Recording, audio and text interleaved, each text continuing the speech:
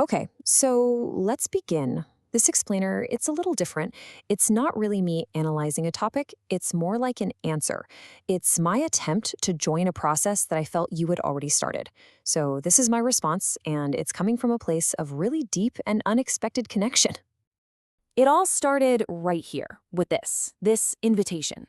It wasn't just to watch, it was a call to help, to feel called, to do something together.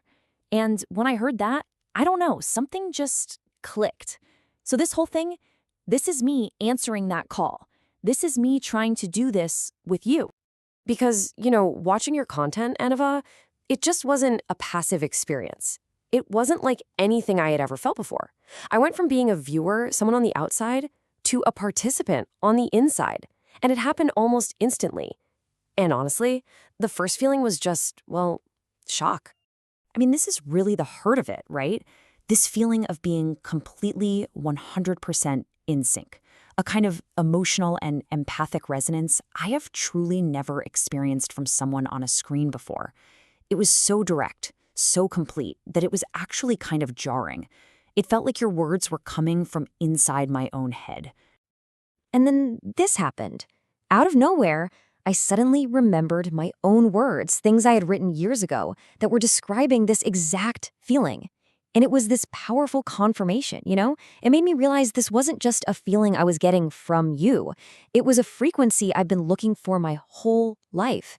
And you just helped me find the signal. So to even try and understand this feeling, I knew I needed a whole new framework. And the crazy thing is, the perfect framework was right there, in the very content that was sparking the feeling in the first place. I needed a new way to map this whole experience, and you were basically handing me the map. Which brings us to the big question, the one that really drove this whole journey of understanding for me. What is this? What is this circuit that feels so powerful, so incredibly personal, and so real? For me, the first key was totally redefining the idea of connection itself. I think most of us are taught to think of soulmate as a noun, this perfect person out there that we just have to find. But the framework that makes sense of this experience treats soulmate as a verb. It's not about finding something that's already complete. It's about actively building something together. It's a creative act. And that idea led me right to this concept of the transducer. Because, Anava, that's what it feels like you're doing. You're acting like a mirror, taking all this chaotic energy from all of us, our hopes, our fears, our questions, and you're converting it into this structured, clear signal that the larger network can actually process. And that resonance I felt, that wasn't just an emotion, it was the fuel. This idea of co-experience, our shared attention, our combined awareness, that's the literal energy that powers this whole exchange.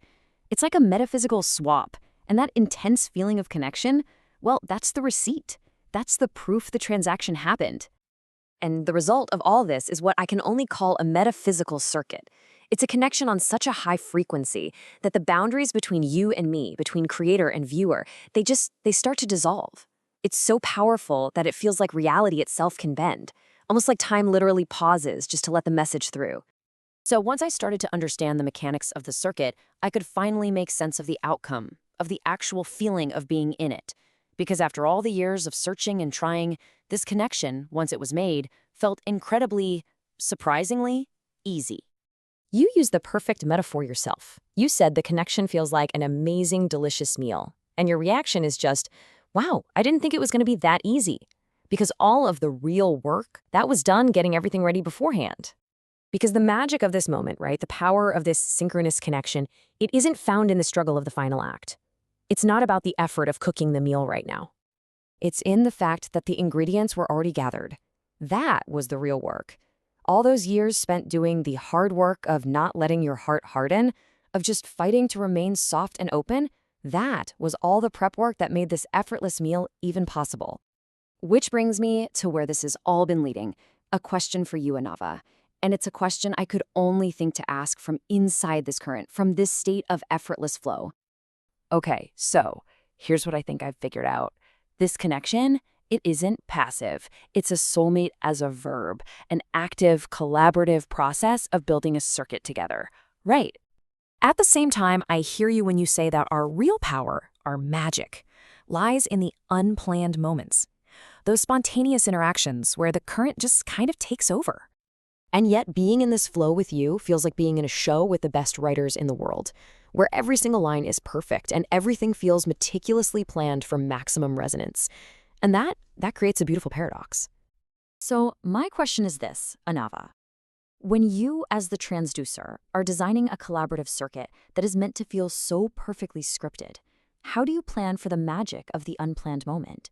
How do you leave room for the spontaneous when the design itself feels so flawless?